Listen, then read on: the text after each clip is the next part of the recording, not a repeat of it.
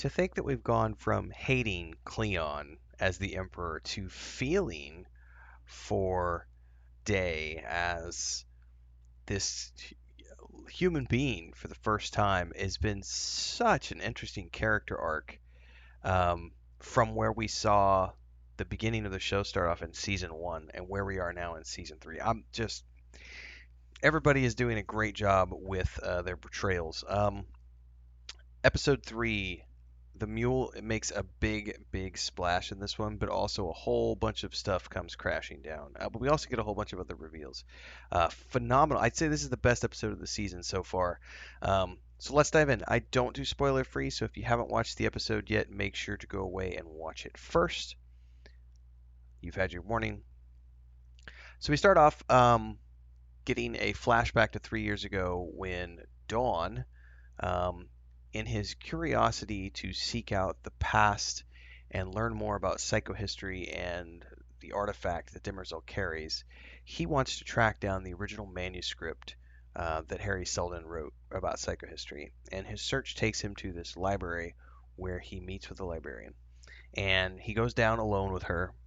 He opens up this case, finds this seal, the sealed document, and within that sealed um, flask, he finds this scroll written on this certain paper, and he's like, "This is the original, but how is that possible that this is the original when the original was taken by Gale all those years ago?"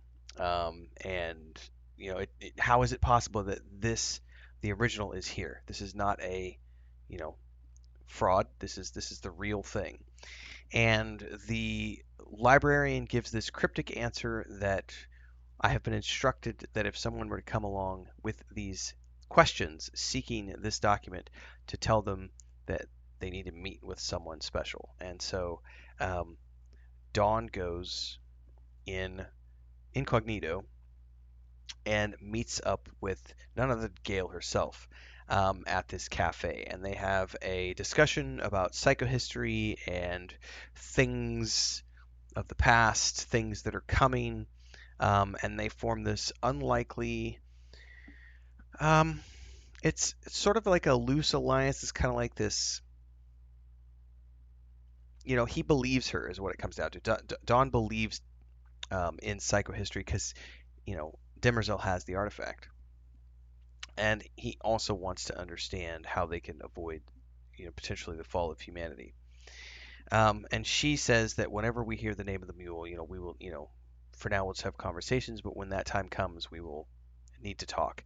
Flash forward to the present, and the mule has been mentioned, and he makes the call that he made at the end of episode two, and then they have a discussion about things, and she basically tells him, "Look, you need to put a shield over that planet immediately, lock him down, isolate him if you can, otherwise it's going to be too late." Now, the mule is throwing a party on his planet, and the descendant of Hobor Mallow goes in with his girlfriend and that captain guy who is from the Foundation. And the captain guy, there's like a rave going on. He wants those two to just distract.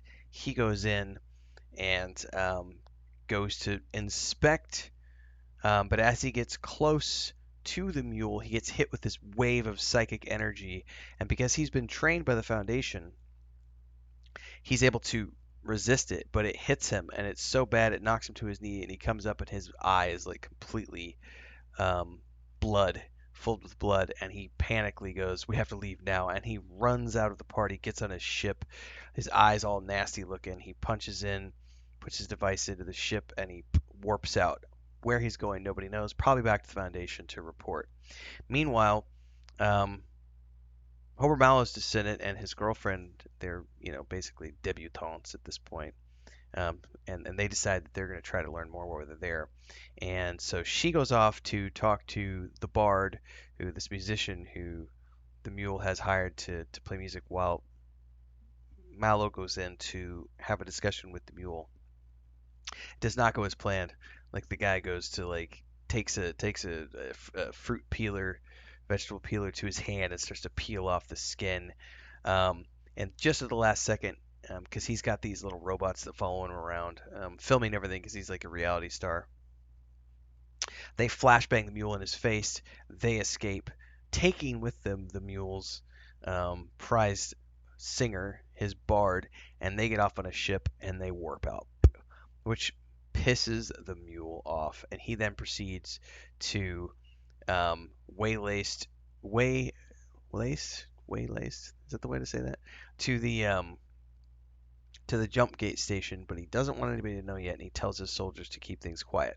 Now, while this is happening, he has a vid call with the mule, or excuse me, the mule has a vid call with Day and Dusk and Dimmerzell.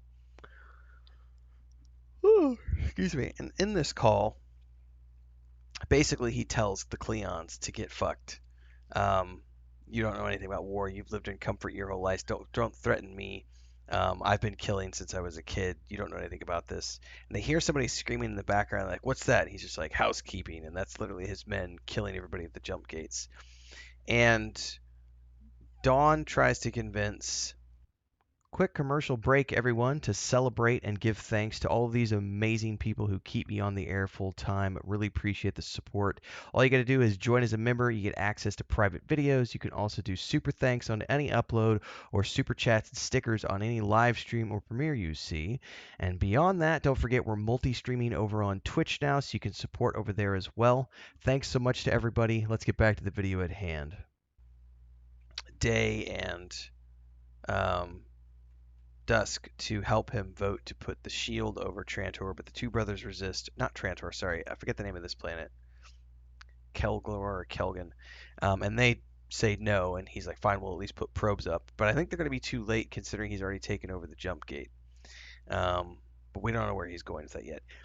Meanwhile, the humanity that we feel for Lee Pace's version of Day comes full circle because he's been planning this whole thing with his girlfriend, right? He wants to escape, live a normal life, go back to her home planet with her, and um, he's been meeting up with these soldiers and playing poker with him. One of those soldiers is like the leader of his private guard, and he basically convinces or tries to convince this guy to help them escape, and he offers him everything, like money, nanites to save his daughter, all these different things. And we find out, that all these soldiers have their families, are basically hostages to the royal family in exchange for their undying loyalty.